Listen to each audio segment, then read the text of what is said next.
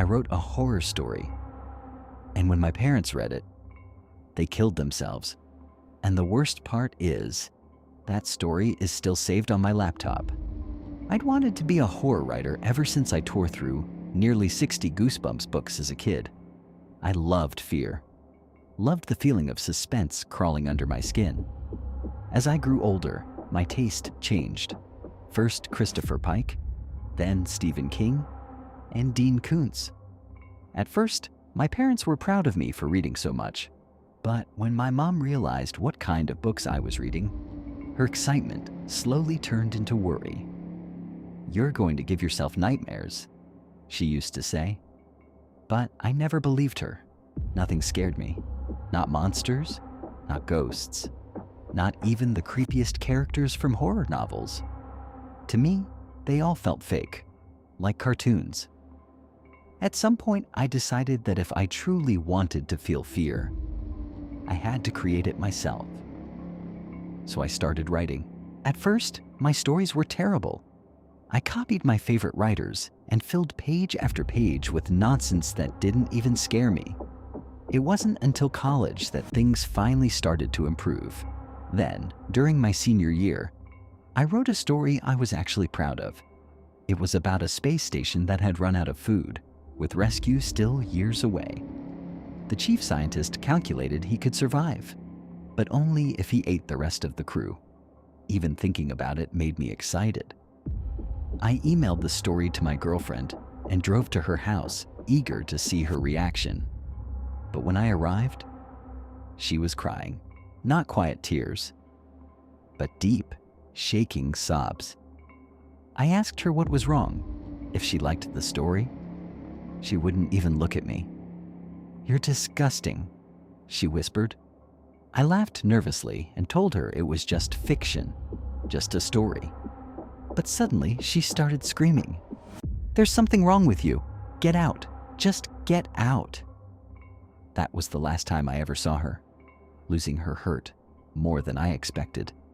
But strangely, it didn't change how I felt about the story. I sent the story to a few magazines, but never heard back.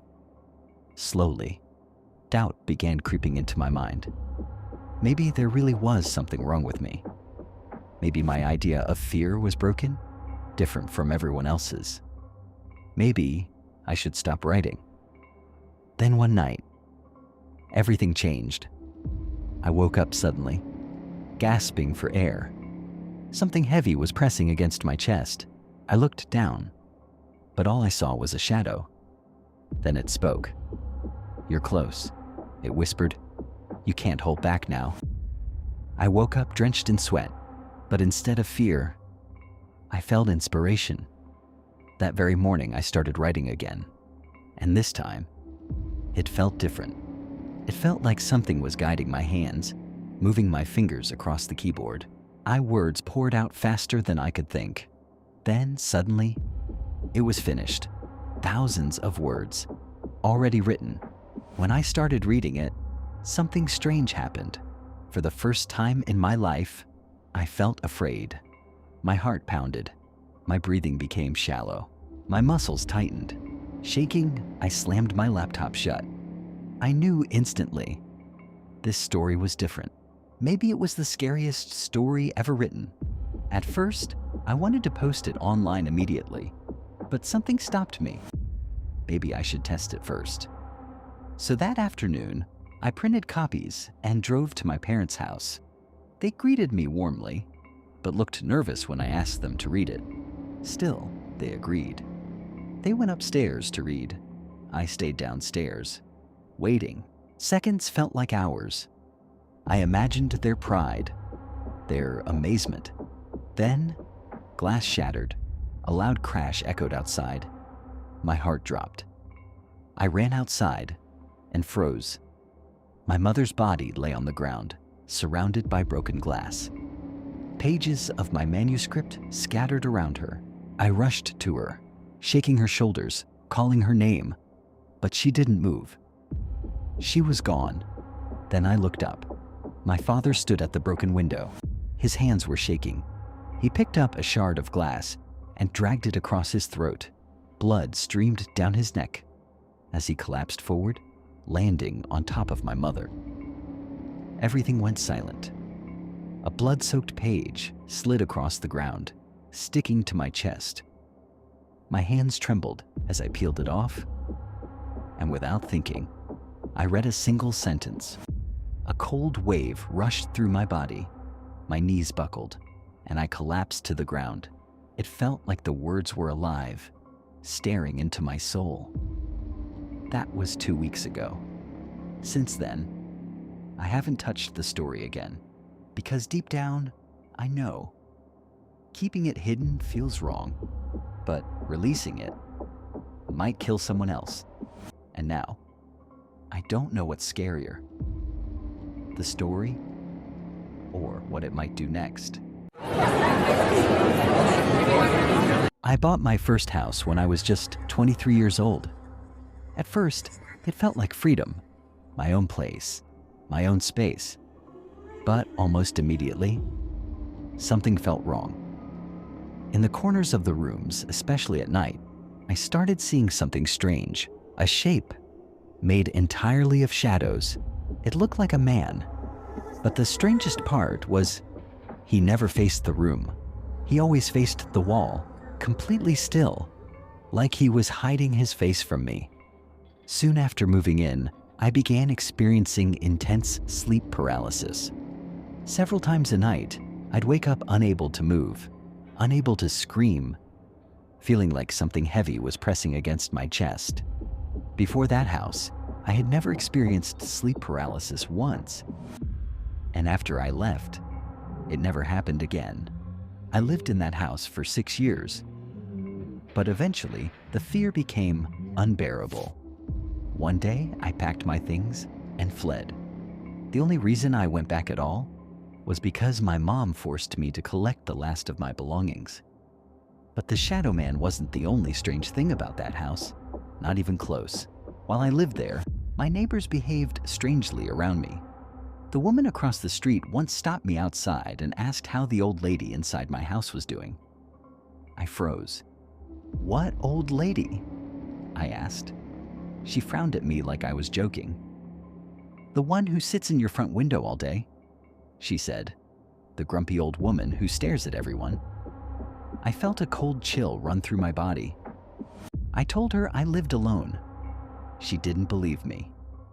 In fact, she accused me of lying, insisting that they saw the old woman every single day, sitting in the big front window, glaring at anyone who passed by. Soon, gossip spread through the neighborhood. Some people started saying I was mentally handicapped, that I couldn't live alone, that my father had bought the house for me. Others claimed I was hiding the old woman, pretending she didn't exist. But I swear, on everything, I never saw her, not once. The only thing I ever saw in that house was the Shadow Man, and he was never in the room where they claimed the old woman sat. That made it even worse. Eventually, I couldn't take it anymore.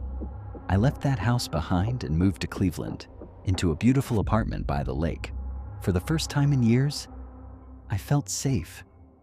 Or at least, I thought I did. I became friends with the woman living next door. One day, she casually asked me who stayed in my apartment during the day while I was at work. I laughed, confused.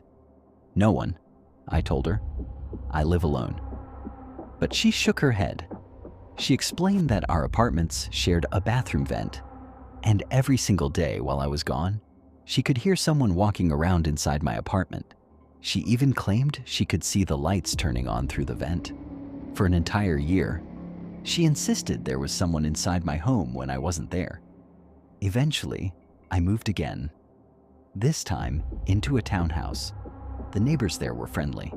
We waved at each other from our windows and porches. One afternoon, one of the neighbors casually asked me how my mother was doing. I laughed awkwardly. "My mom doesn't live here," I said. The neighbor stared at me, confused. Then she told me something that made my stomach drop. She said that when I first moved in, they all thought my mother lived with me.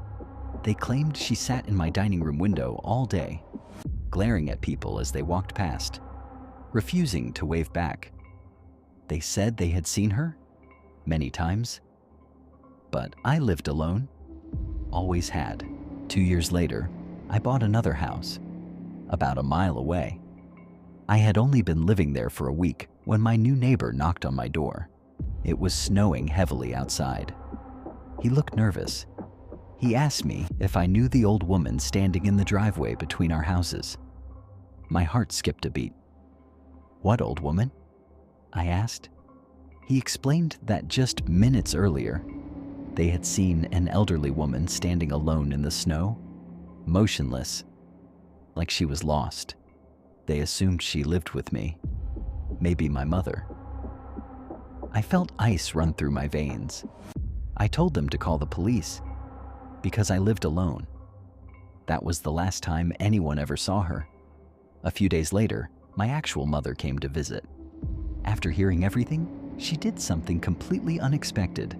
She walked through every room of my house, shouting loudly, "Leave my child alone. You are not welcome here." It was strange, completely unlike her, but somehow, after that day, the sightings stopped. No more neighbors asking about the old woman, no more strange questions, no more shadows. It's been 4 years now. I've moved again since then. My current house is over 200 years old. And finally, it's quiet. But sometimes, late at night, I still wonder, was she ever really gone? Or just waiting for the next house?